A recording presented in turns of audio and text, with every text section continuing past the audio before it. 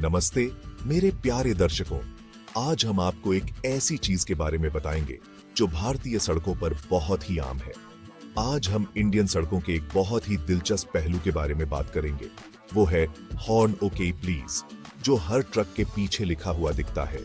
ये शब्द न केवल ट्रकों की पहचान बन गए हैं, बल्कि भारतीय सड़कों की भी एक अनूठी पहचान है।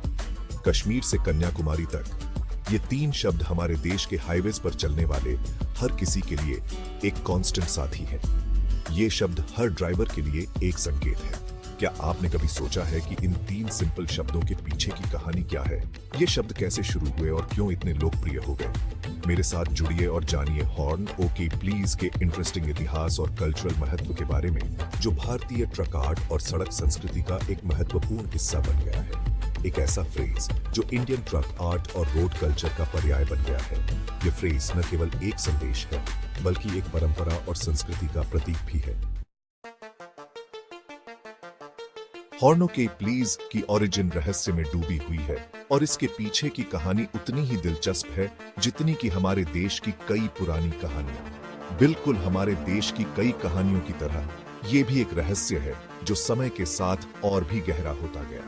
कुछ लोगों का मानना है कि ये इंडियन ट्रकिंग के शुरुआती दिनों में आया था, जब ट्रक ड्राइवर्स को एक दूसरे से कम्युनिकेट करने की जरूरत होती थी। उस समय रोड्स पर इतनी भीड़ नहीं होती थी और ड्राइवर्स के बीच कम्युनिकेशन सुरक्षा के लिए बहुत जरूरी होता था। ये फ्रेज एक तरह से एक दूसरे को सिग्नल देने का तरीका था। दूसरों का अनुमान है कि ये ट्रक ओनर्स द्वारा अपनी प्रेजेंस दिखाने और लोगों का ध्यान खींचने का एक चालाक तरीका था। ये फ्रेज उनके ट्रक्स को अलग और खास बनाता था। इसकी शुरुआत कैसे भी हुई हो, ये फ्रेज बहुत जल्दी पॉपुलर हो गया और इंडिया की ट्रकिंग ट्रेडिशन का एक अहम हिस्सा बन गया। ये फ्रेज अब हर जगह देखा जा सकता है। पीढ़ी दर पीढ़ी चलती आई किसी कहानी की तरह ये पूरे देश में फैल गया और हर साइज के ट्रक्स पर दिखाई देने लगा। ये फ्रेज अब सिर्फ एक संदेश नहीं, बल्कि एक पहचान बन चुका है।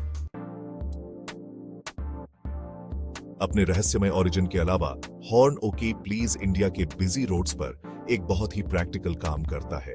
खुद को एक विशाल ट्रक के ड्राइवर की जगह पर इमेजिन कीजिए, जो संकरे हाईवेज पर जा रहा है, जहां जानवरों से लेकर 3 व्हील्ड ऑटो रिक्शास तक सब कुछ है। ऐसी कैओटिक सिचुएशन में कम्युनिकेशन बहुत जरूरी है। ये फ्रेज ट्रक ड्राइवर्स और दूसरे व्हीकल्स के बीच कम्युनिकेशन का एक सिंपल और इफेक्टिव तरीका है। सेक्शन 4, कल्चरल क्वर्क्स और मान्यताएं। इंडियन कल्चर के कई पहलुओं की तरह हॉर्न ओके प्लीज भी सिंबलिज्म और अंधविश्वास से भरा हुआ है। कुछ ट्रक ड्राइवर्स का मानना है कि ये फ्रेज गुड लक लाता है और उनके सफर में बुरी आत्माओं को दूर रखता है। दूसरे इसे एक फ्रेंडली जेस्चर के रूप में देखते हैं, दूसरे व्हीकल्स की मौजूदगी को एक्नॉलेज करने और रोड पर दोस्ताना माहौल बनाने का एक तरीका। समय के साथ ये फ्रेज अपने प्रैक्टिकल यूज से बढ़कर इंडियन ट्रक आर्ट का एक सिंबल बन गया है, जिसे अक्सर इंट्रिकेट डिजाइन्स और रंगीन एम्बेलिशमेंट से सजाया जाता है। सेक्शन 5, एक ट्रेडिशन का बने रहना।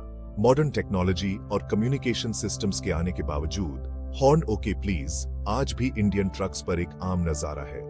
हालांकि कुछ लोग ये कह सकते हैं कि ये एक आउटडेटेड प्रैक्टिस है, लेकिन ये अभी भी कल्चरली रेलेवेंट है और इंडिया के यूनिक रोड कल्चर की याद दिलाता है।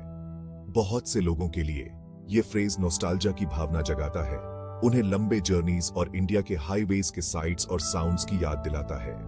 ये ट्रेडिशन की ताकत और इंडियन रोड्स के यूनिक कैरेक्टर का प्रमाण है। Section 6, horn okay please India के रोड्स का एक सिंबल। ये फ्रेज हर ट्रक के पीछे आपको देखने को मिलेगा। अंत में हॉर्न ओके प्लीज किसी इंडियन ट्रक के पीछे लिखे एक फ्रेज से बढ़कर है। ये फ्रेज एक ट्रेडिशन बन चुका है। ये एक कल्चरल फिनोमिनन है जो इंडिया के लोगों की इंजेन्युइटी, रिसोर्सफुलनेस और वाइब्रेंट स्पिरिट को दर्शाता है।